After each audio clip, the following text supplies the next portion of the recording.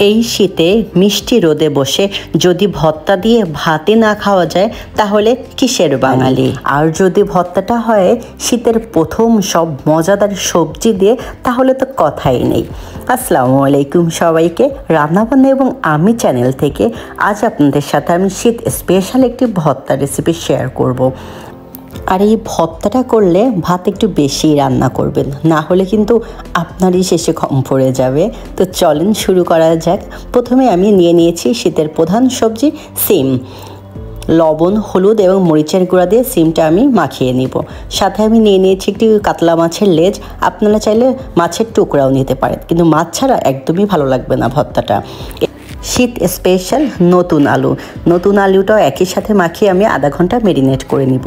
এরপর একটা প্যান বসিয়ে দিয়েছি। প্যানে সরিষার তেল দিয়ে আমি মাছ এবং সিমগুলো মিডিয়াম আঁচে ভেজে নিব। সাথে আমি আলুগুলো দিয়ে দিয়েছি। এগুলো যখন 80% মতো ভাজা হয়ে যাবে তখন এপিট ওপিট করে উল্টে কিছুটা সময় নিয়ে আমরা ভেজে নিব। যখন দেখবো আমরা মাছ এবং সিমটা 80% ভাজা হয়ে গেছে, তখন একটা টমেটো কেটে 2 টুকরা করে এর পাশেই দিয়ে দিব এবং দিয়ে দিব কয়েক টুকরা রসুন। আস্ত রসুনটাও একই সাথে আমরা রোস্টেড করে নিব। করে নিয়ে যখন প্রায় ভাজা হয়ে যাবে তখন অ্যাড করে দিব শুকনা মরিচ এবং পেঁয়াজ। এগুলো সব ভাজা হয়ে গেলে দেখেন আমি প্লেটে নিয়ে নিয়েছি।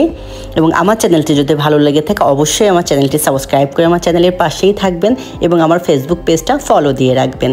দেখেন আমি এখন আস্তে আস্তে করে ভর্তাটা করে নিচ্ছি। এটা এতটাই মজা ছিল ভর্তাটা যে আসলে আমরা বাঙালিরা যদি একবার শীতের সময় ভর্তাটা না খাই অবশ্যই আমরা মিস করব। এই মজার ভর্তাটা আমি ভাত ভাজি দিয়ে খেয়েছিলাম।